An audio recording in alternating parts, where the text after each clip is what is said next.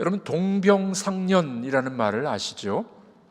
어느 초보 강도가 칼을 들고 어느 집에 들어갔습니다. 주인이 누워 있으니까 주인에게 이렇게 명령합니다. 손들어.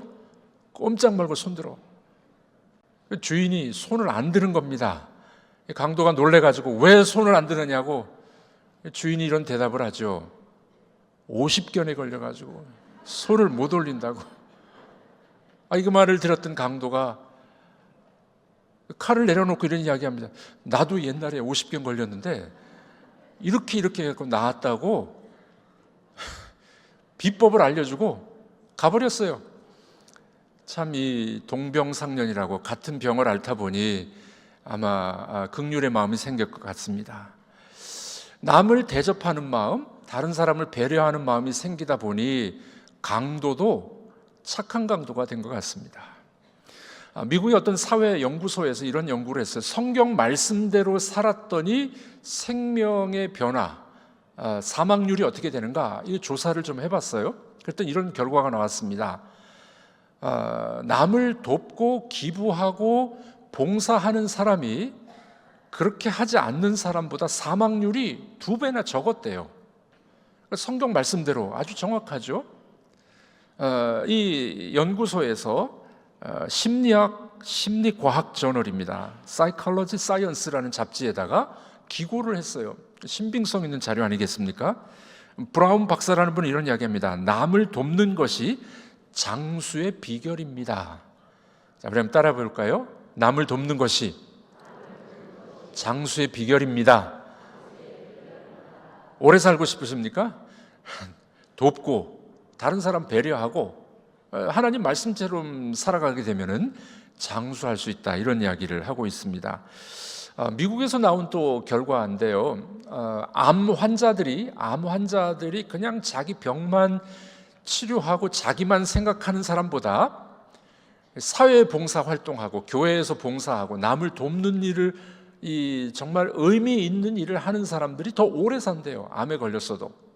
왜냐하면 하나님이 우리 마음속에 이 남을 도울 때 행복감, 우리 마음속에 기쁨이 솟아나게 되죠. 그런 것들이 병을 이기게 하는 그런 힘이 된다는 겁니다. 남에게 대접을 받고 싶거들랑 먼저 대접하라. 오늘 본문의 말씀이 그 말씀이죠. 이걸 뭐라고 이야기하냐면 황금률, the rule, the golden rule, 그렇게 이야기합니다. golden rule, 황금이죠. 금과 같은 이 법칙이라는 겁니다. 이 말씀 황금률이 생기게 된 연유는 좀 전설적인 이야기이긴 한데 AD 3세기경에 로마의 24대 황제였던 알렉산더 세베루스라는 사람이 이 대접을 받고 싶거들랑 먼저 대접하라, 이 말씀이 너무 귀해가지고 자기 궁정에다가 사무실에다가 금으로 글자를 새겨가지고 이렇게 걸어놨다고 합니다. 그때부터 이것을 황금률, 그렇게 명명하게 됐다 하는 이야기가 내려오고 있습니다.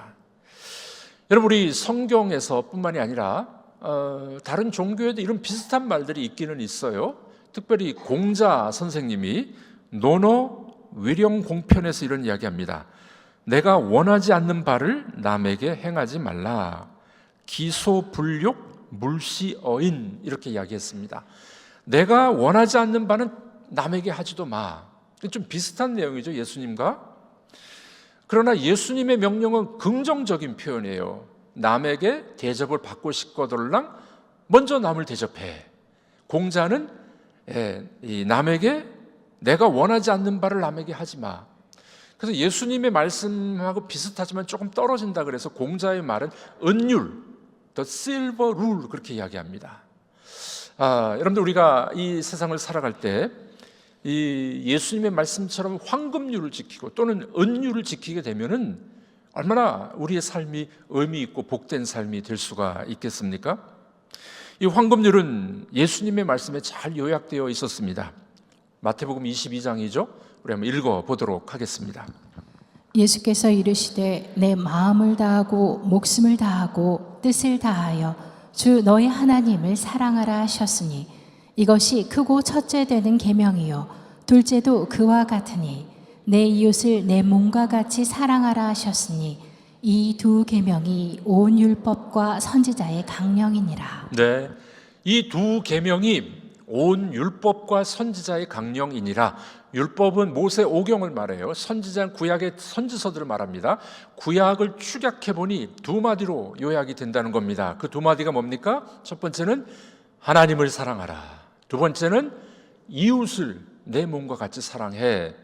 이걸 뭐라고 이야기하냐면 신학자들은 사랑의 이중계명 그렇게 이야기합니다. 사랑의 이중계명. 그러니까 이 성경을 축약하면 두 마디예요. 하나님을 공경하고 하나님을 사랑하라. 그와 같이 내 이웃도 사랑해라. 그래서 우리 기독교를 사랑의 종교라고 그렇게 말하고 있지 않습니까?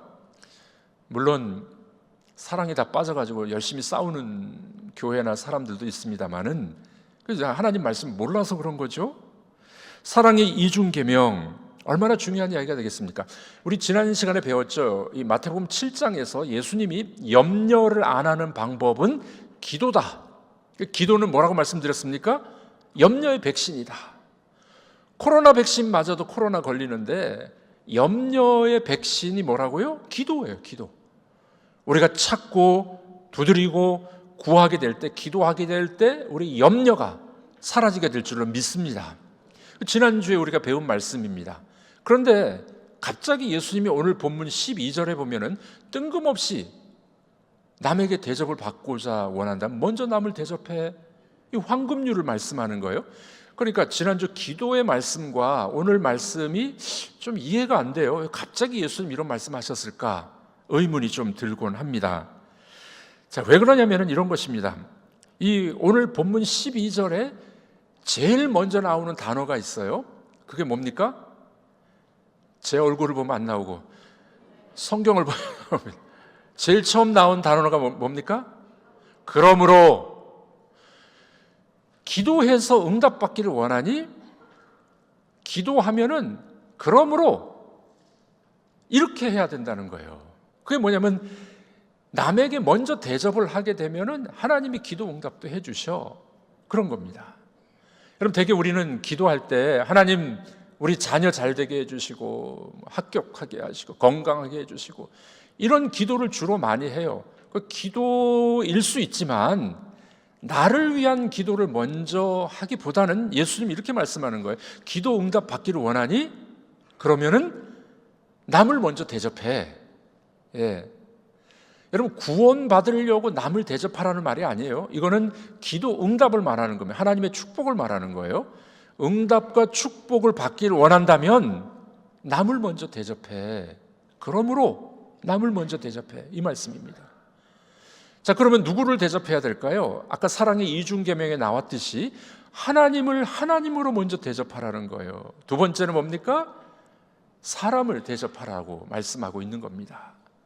자, 그러니까 여러분들 기도 응답을 받기를 원하시고 또 여러분들이 정말 이 땅에서 의미 있는 행복한 삶을 살기를 원하십니까?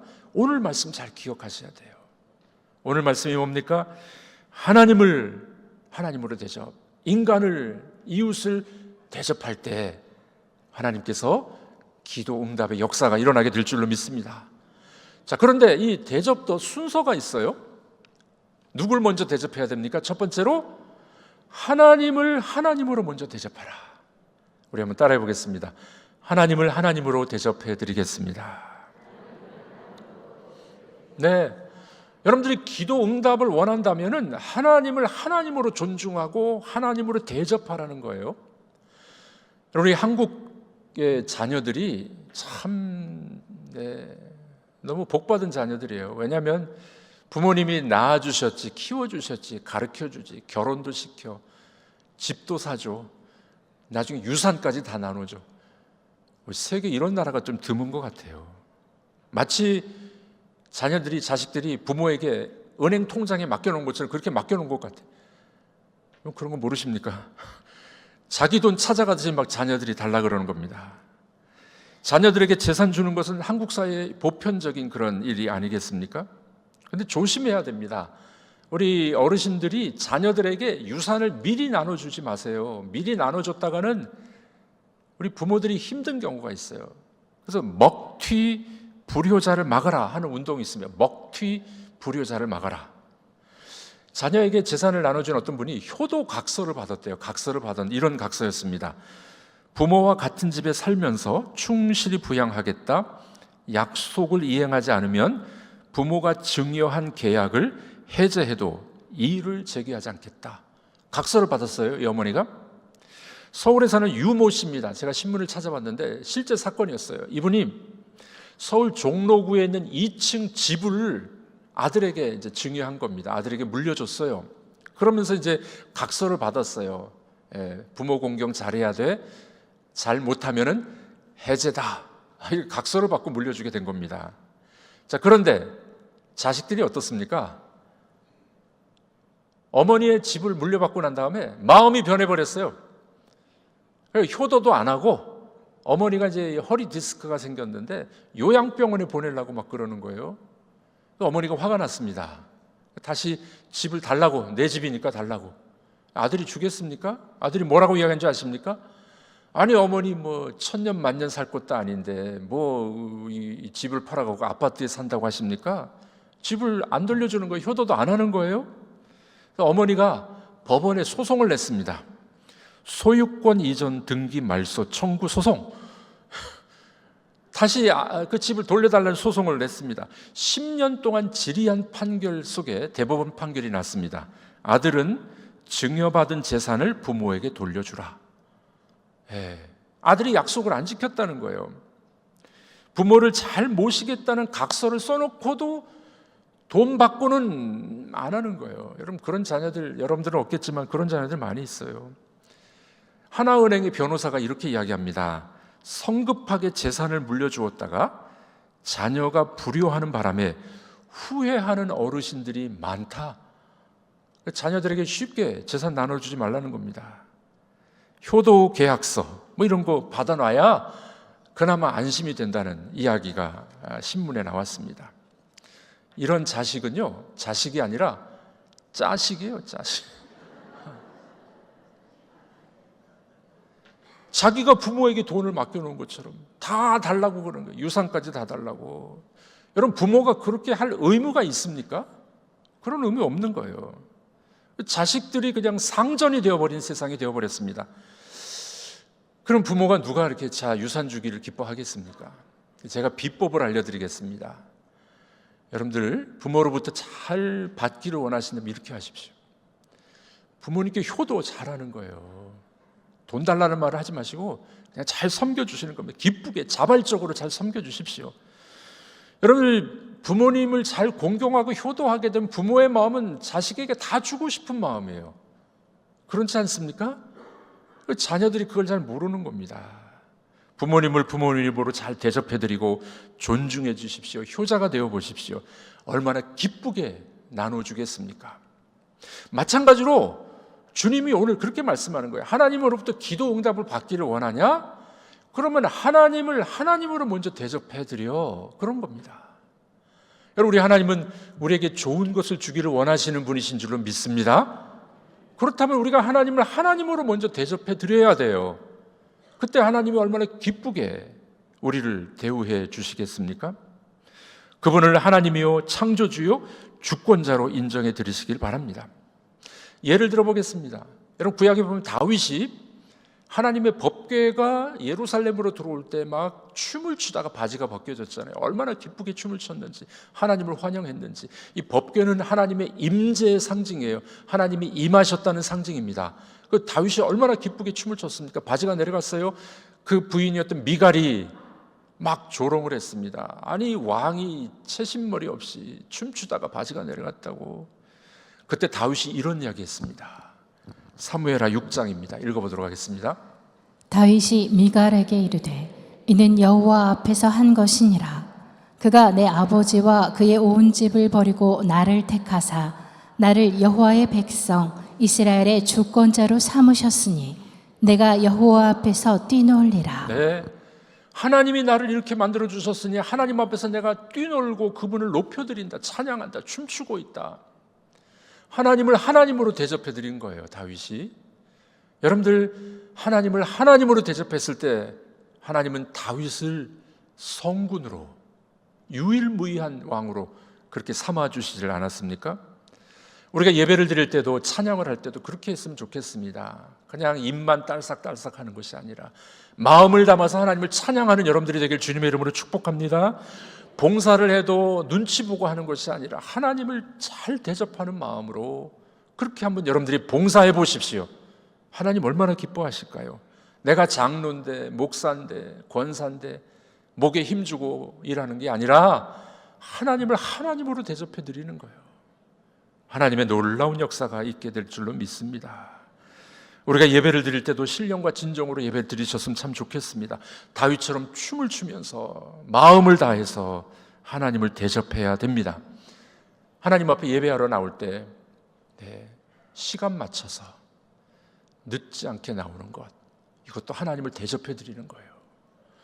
여러분, 우리가 잘 준비된 마음으로 예배 드리는 것, 대충 차려입지 않고 귀하게 나오는 마음, 하나님을 하나님으로 대접해 드리는 걸 줄로 믿습니다. 말라기 선지자는 말라기 3장에 이렇게 이야기합니다. 하나님을 대접하는 자에게 놀라운 은총이 있어요. 말라기 3장, 우리 한번 읽어보겠습니다. 그때 여호와를 경외하는 자들이 피차에 말하매 여호와께서 그것을 분명히 들으시고 여호와를 경외하는 자와 그 이름을 존중히 여기는 자를 위하여 여호와 앞에 있는 기념책에 기록하셨느니라. 만군의 여호와가 이르노라. 나는 내가 정한 날에 그들을 나의 특별한 소유로 삼을 것이요 또 사람이 자기를 섬기는 이들을 아낌같이 내가 그들을 아끼리니. 하나님을 존중히 여기는 사람을 하나님이 어떻게 해요? 기념책에 이름을 기록하셨고 나의 특별한 소유로 삼으셨고 내가 그를 아끼리라. 아멘이십니까? 하나님을 존중할 때 하나님이 여러분들을 존중해 주신다는 거예요. 똑같은 이야기를 사무엘상 2장은 이렇게 이야기합니다. 읽어보겠습니다. 나를 존중히 여기는 자를 내가 존중히 여기고 나를 멸시하는 자를 내가 경멸하리라. 네, 하나님을 존중히 여기는 자를 내가 존중히 여길 것이다. 여러분, 우리 신앙생활이 그랬으면 좋겠습니다. 기도응답은 받기를 원하는데, 은혜는 받기를 원하는데 하나님을 하나님으로 대접을 안 해. 하나님이 그런 기도응답 안 하겠다는 겁니다. 파리 올림픽이 얼마 전에 끝났죠. 파리 올림픽 100주년 만에, 100년 만에 이번에 진행이 됐습니다.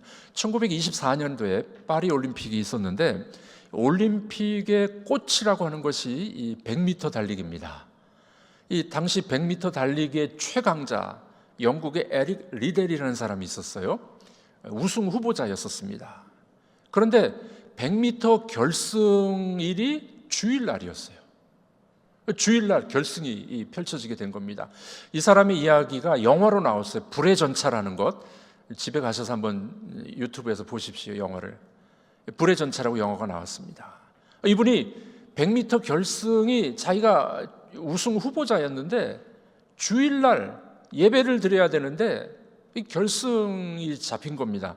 거부했어요. 안 나갑니다. 나는 하나님을 존중해드리고 예배를 먼저 드려야지 내가 대회에 나갈 수 없다고 난리가 났죠.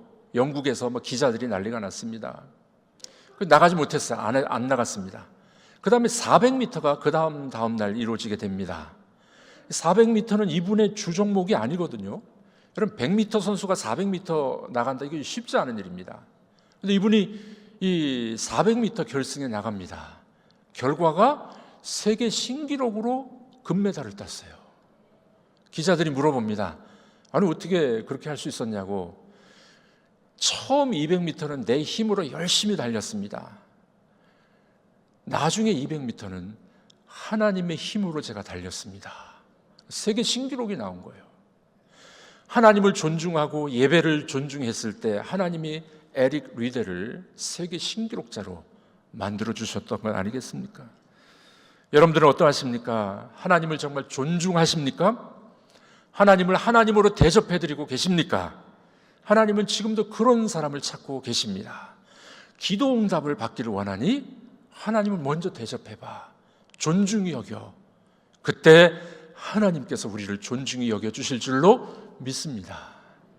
자, 그러면 그 다음 두 번째 순서가 뭡니까? 하나님 사랑, 이웃 사랑. 두 번째는 뭐라고요? 하나님의 형상을 가진 인간을, 사람을 그렇게 대접을 먼저 해주라는 겁니다.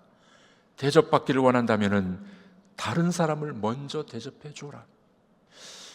성경학자들이 연구해 보니까 구약의 율법의 가지수가 613개 정도 된다고 합니다. 그 중에 248개는 하라라는 긍정적 명령이고 365개는 하지 말라라는 부정적 명령입니다. 613개의 명령을 축약해서 10개로 만든 게 있어요. 그게 뭡니까? 10계명. 10계명이 축약된 거예요. 근데 10계명을 또 2개로 축약한 게 뭡니까? 하나님 사랑, 이웃 사랑이에요. 그래서 여러분들 이 율법 전체를 요약한 것이 사랑의 이중계명인데, 하나님을 먼저 사랑하고 대접해드리고, 그 다음 두 번째 뭐라고요? 이웃을, 사람을 그렇게 사랑하고 대접하라는 겁니다. 내 이웃을 내 자신과 같이 사랑하라는 말은 바꿔서 이렇게 말할 수 있습니다. 남들에게 대접을 받기를 원한다면 먼저 남을 대접하라. 이 말씀을 바꿀 수 있다는 겁니다. 보통 사람들은 그렇게 원치 않거든요. 저도 그래요. 먼저 대접받기를 원하지 내가 먼저 대접하려고 하지 않는 경향들이 있습니다. 또 많은 분들 이야기를 들어보면요, 다 자기가 상처받았대. 다 그 사람이 잘못했대요. 근데 나중에 보면은요, 자기도 잘못했거든. 다 자기만 잘 대접받고 자기만 원하는 사람들이 많이 있습니다. 먼저 남이 나를 알아주기를 원해요. 요즘에 이제 우리 젊은이들은 인사를 잘 안 합니다. 그래서 우리 어르신들 중에 그런 말씀 하시더라고요. 요즘 애들은 인사를 안 한다고, 인사성이 없다고. 아유, 인사 잘 하십시오. 그런데 여러분들, 우리 젊은이들이 인사 안 하면은요, 내가 먼저 하지 뭐. 우리 청년들도, 제가 청년 예배를 자주 못 가다 보니까 저를 몰라요. 담임 목사인지도 몰라. 제가 먼저 인사합니다. 인사 안 한다고 말할 것이 아니라 내가 먼저 인사하면 되지 않을까요? 보통 소심한 사람들, 좀 소극적 사람들은 뭐라고 생각하냐면요, 다른 사람이 나를 알아주기 원하고 말을 걸어주기를 원해요. 근데 주님은 뭐라고 말합니까? 네가 먼저 말하고 네가 먼저 인사해봐. 그런 말씀을 지금 하고 있는 겁니다. 주님의 명령은 내가 먼저 하라는 겁니다. 먼저 대접하라는 겁니다. 먼저 손을 내밀라는 겁니다. 이 복음성가 중에 오늘 나는이라는 이 복음성가가 있어요. 이런 가사입니다. 내가 먼저 손 내밀지 못하고, 내가 먼저 용서하지 못하고, 내가 먼저 웃음 주지 못하고 이렇게 머뭇거리고 있네. 그가 먼저 손 내밀기를 원했고, 그가 먼저 용서하길 원했고, 그가 먼저 웃어주길 원했네. 나는 어찌 된 사람인가? 오늘 말씀과 딱 맞는 말씀 아니겠습니까? 여러분들, 내가 먼저 대접하고 내가 먼저 손을 내밀면 돌아오게 돼 있어요. 물론 안 그런 사람도 몇 있습니다. 잘 대접했는데 안 그런 사람도 있어요. 제가 밥을 여러 번 사줬는데 라면 하나도 안 사주는 사람도 있더라고요. 그럴 수도 있어요. 그러나 대체로 내가 먼저 손 내밀고 내가 먼저 대접하면 돌아오게 돼 있다는 겁니다. 여러분, 먼저 식사를 사줘 보셨나요? 먼저 자리를 양보해 주셔 보셨습니까? 먼저 칭찬과 격려의 말을 해보신 적이 있으신가요? 여러분들이 먼저 헌신해 보셨습니까? 주님은 뭐라고요? 대접받기를 원하거들랑 먼저 대접하라는 거예요. 먼저. 이게 하나님의 명령입니다. 조선시대도 그런 사람이 있었습니다. 허준, 우리 잘 아는 허준입니다. 명의가 되기 전에 초보자에서 약국을 운영하고 있었다고 합니다. 근데 어느 날 자기 약국이 좁은데 노인이 한 명 온 거예요. 그 자리에서 이 친구를 만나기로 약속 시간을, 약속 장소를 거기를 정했다는 겁니다. 비좁은데 그래도 허준은 짜증내지 않고 노인을 잘 대접했어요. 그런데 어느 날, 어느 시간에 산모가 급해졌다는 거예요. 산모에 어떤 병이 있는데 약을 지어달라고 온 겁니다. 허준이 초보자라서 어떤 약방문을 써야 될지 몰랐습니다. 허둥대고 있었어요. 그때 그 노인이 가만히 앉아 있다가 이렇게 이야기합니다. 자네 곽향정기산을 지어주게나? 이게 뭔지 모르겠어요. 곽향정기산을 지어주게나? 이 산모가 깨끗이 나은 겁니다. 이 노인이 누구였냐면 그 조선시대 당대 명의였어요. 명의. 자기 후계자를 찾고 있었는데 사람 됨됨이를 보고 있었던 겁니다. 허준이가 먼저 대접을 잘해줬더니 허준이를 명의로 만들어줬대요. 여러분들, 남을 먼저 대접했을 때 놀라운 일들이 벌어지지 않겠습니까? 우리 사회가, 우리 교회가, 여러분들, 우리가 이 먼저 대접을 하지 않다 보니까 갈등이 너무 많아요. 네, 이런 생각을 해봤습니다. 우리 대통령이 야당 지도자 좀 초청도 하고 밥도 같이 먹고 이야기도 먼저 하고 먼저 손을 내밀었으면 참 좋겠어요. 야당은 맨날 대통령 뒷다리 잡지 말고 칭찬도 해주고 격려도 해주고 같이 협치를 했으면 참 좋겠습니다. 남편은 아내를 좀 존중해 주셨으면 좋겠어요. 여러분, 아내라는 뜻이 뭔지 아십니까? 내 아내 해입니다. 우리 남자분들 따라해 보겠습니다. 내 아내 해.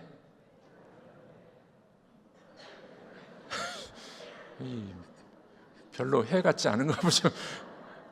아내는 내 아내 해예요. 해. 아내를 존중하게 되면은요, 내가 존중을 받게 돼 있어요. 남편을 왕처럼 한번 대접해 보십시오. 여러분들은 왕비가 될 겁니다. 예수님의 말씀 정확해요. 대접받기를 원하냐? 먼저 대접하지 해야 되지 않겠니? 성도들은 목회자를 하나님의 말씀을 맡은 존귀한 사람으로 여겨주시면 좋겠습니다. 제가 그저께 울산에 일이 있어서 내려갔다가 1박하고 어제 올라오면서 대구에 우리 교회에 있었던 박성철 목사님 교회에 가서 기도해 줬습니다. 격려해 주고 또 만난 거 사주더라고. 이야기를 들어보니까 경상도 대구에 갔더니 음식 맛이 안 난다는 거예요. 그리고 이런 이야기를 하더라고요.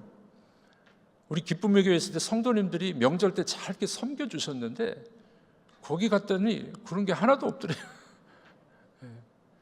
그럼 성도들은 목회자를 대접해주고 목회자들은 성도들을 귀하게 보배와 같이 여기고 그럴 때 서로 존귀하게 여김을 받게 될 줄로 믿습니다. 사랑하는 성도는 그렇습니다. 우리는 대접을 못 받는다고 섭섭하다고 이야기하는데 그게 아니라 주님의 명령은 뭡니까? 네가 먼저 해봐. 네가 먼저 섬기고 네가 먼저 손 내밀어봐. 역사가 일어나게 되는 줄로 믿습니다. 우리 교회, 우리나라 초대교회 때 이 백사겸이라는 농부가 있었습니다. 평안도 정주에 살고 있었습니다. 선교사님들이 와가지고 이제 복음을 전하면서 교회를 짓기 시작했어요. 돈이 모자라서 교회를 완공하지 못했습니다. 이 백사겸이 자기 전답 1000평을 팔아요. 그리고 예배당 지으라고 헌금을 하게 됩니다. 예배당을 완공했는데 선교사님이 보니까 이제 논밭을 팔았으니 농사를 못 짓잖아요. 백사겸을 부릅니다. 교회 사찰 집사님 되라고. 교회에서 일하게 됩니다. 선교사님이 가만히 보니까 아들이 하나 있어요. 똑똑해 보였어요. 이 백사겸의 아들을 유학을 시킵니다. 미국으로 유학을 보내요. 프린스턴 신학교, 대학원, 예일 대학교 철학 박사, 인문학 박사, 법학 박사까지 받았습니다. 나중에 돌아와서 연세대학교에서 문학 박사 학위를 받았습니다. 이 사람이 연세대학교 총장을 지내게 됐고 우리나라 문교부 장관을 지내게 됩니다. 한국 기독교의 거장이었던 백낙준 박사입니다. 아버지가 하나님을 대접하고 정말 선교사님을 대접하는 마음으로 그렇게 했을 때 하나님이 그 아들을 백낙준 박사를 만들어 주었어요. 여러분, 우리는 기도 응답을 받기를 원합니다. 먼저 받기를 원해요. 그런데 주님 뭐라고 말씀하십니까? 그러면 하나님을 먼저 대접해봐. 그리고 다른 사람도 먼저 대접해봐. 하나님의 놀라운 은총과 여러분들을 존귀하게 만들어 주실 줄로 믿습니다. 황금률 누가 먼저 하자고요? 내가 먼저 대접하고 내가 먼저 칭찬하고 내가 먼저 대접해주는 존귀하게 여기는 여러분들이 다 되시기를 우리 주님의 이름으로 축복합니다.